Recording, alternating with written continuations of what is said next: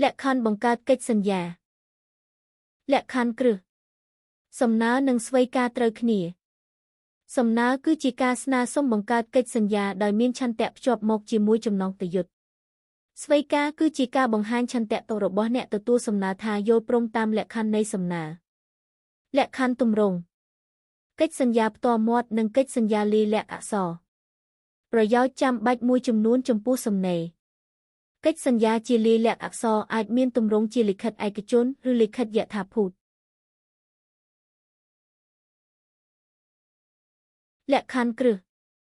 សំណើនិងស្វ័យការមានអានុភាពពេលទៅដល់ភាគីម្ខាងទៀតការដកសំណើនិងស្វ័យការប្រែប្រួលទៅតាមលក្ខខណ្ឌអំឡុងពេលនិងរបៀបនៃការធ្វើសំណើកិច្ចសន្យានិងការសន្យាជាមុនលក្ខខណ្ឌទម្រង់